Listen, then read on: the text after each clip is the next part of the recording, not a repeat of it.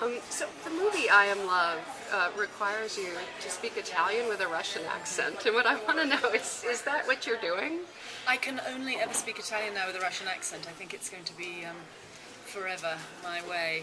Yeah, I'm speaking Italian with a Russian accent. Did you know how to speak Italian before? I knew how to understand Italian, and I knew how to tell people that I couldn't speak Italian when they asked me. So I had to kind of come out the closet as an Italian speaker. Believe it or not, I spoke more Russian before I spoke Italian. Because you played a Russian, didn't you, in The Curious Case of Benjamin Button? No, I didn't play a Russian. The reason that I knew some Russian was because all those years ago, we shot Orlando in Russia. And so I learned Russian to speak with my colleagues there. So yeah, but fortunately in I Am Love, my task is to not be a real Italian. So that's my get out, because I can have a kind of fake accent, as long as it's not a Scottish accent or an English accent. But the Russians are the ones who might have bleeding ears, me pretending to be a real Russian. Now in this movie, which is extraordinarily beautiful, how did you find out about it, and why did you want to play the role of the mother who's a bit of an outsider in this very aristocratic world? Well, I didn't find out about it. I mean, this is a film that Luca Guadagnino, the director, and I produced together over 11 years. Wow.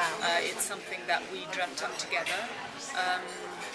And yeah, I say 11 years because 11 years ago we made an experimental film together, and as often happens with filmmaking relationships, during the course of editing one film you'll go, well, next time we're going to go 180 degrees different, and so we started talking about the next film then. That was 11 years ago. But we didn't have a story yet, and it was about 7 years ago that we made another film together, which was an interview film called The Love Factory, which was an interview between the two of us. It's one close-up of me and a conversation between Luca and I. We talk about all sorts of things in the conversation, but the main kind of theme tune of the conversation is love. And at the end of making that film, we turned to each other and said, okay, that's the story, that's the sort of depth charge that we want to place at the heart of the narrative of this film that we've been talking about for the last 4 years. So it was at that point, 7 years ago, that we started to build this particular narrative about a woman for whom the revolution of love, which is the way we describe it, really transforms her life. And of course that was the kernel of the idea, and so in order to create this revolutionary atmosphere around love, we needed to place it in a milieu that was breakable, and slowly we found our way to Milan, and the whole kind of chicken and egg-ness continued. But we wanted to make a portrait of a woman who was largely silent and who was an alien out of her own milieu. And we wanted her to come from a place and a time that she could never go back to either, when the revolution breaks out. So it's interesting. I want to say that's why we made her a Russian. Of course, the other reason we made her a Russian is because of Tolstoy. Just as maybe a reason she's called Emma is because of Flaubert. But we made her a Soviet Russian because she comes from a world that kind of closes up behind her. We didn't want her She had no escape. She had no escape. She had to keep going. She had to, as one does, she had to keep growing forward. But you also have an extraordinary sensual awakening, and she seems not to have been in touch with that part of herself. She's a very adept socially. She's running the household. She's very close with her children. She cares about her children very much. So this is the very interesting thing. She falls in love with the friend of one of her sons, and then goes off the deep end, if you like. But she's alienating her children while she does this. Well, in a way, her children provide the path to her liberation.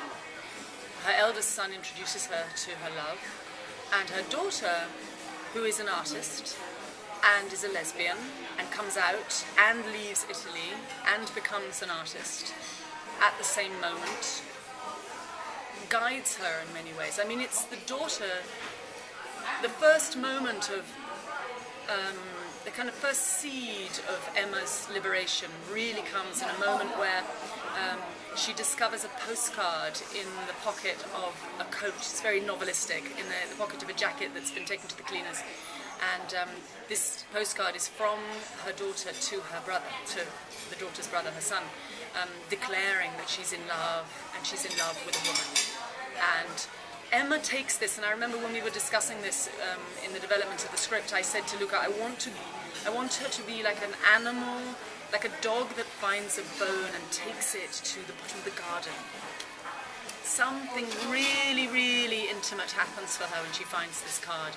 And so she goes to the place that I consider is the closest place you can get to nature in the heart of Milan. She goes to the roof of the Duomo, which is like a glorious forest with these extraordinary marble trees with figures on the top, a spiritual forest, and she takes it and she tastes, as it were, tastes this postcard, this frisson of being in love, and this I mean, we all know that, you know, that sort of, and if you're out of love and you see someone who's got it, that aroma, it's like you smell a fragrance, you go, oh yes, I want a bit of that. Absolutely. I remember that, or I want a bit of that. And But part of her falling in love with this guy who's a chef. yes. So this is part of the sensuality that we're talking about. He cooks a meal, and she tastes the meal. She's in front of other people, and she goes into a trance of extraordinary discovery, and as if her body had been awakened. Do you want to describe? I'm just licking honey off my finger as we talk about this. Yes, I mean he's a great cook. I mean he's a proper artist cook. And as everyone knows who's encountered the work of a proper artist cook, this is a sublime spiritual and erotic experience to taste food like that. We think that this is maybe the first time that the first love scene between a couple on screen is not actually between the couple but between the woman and the food.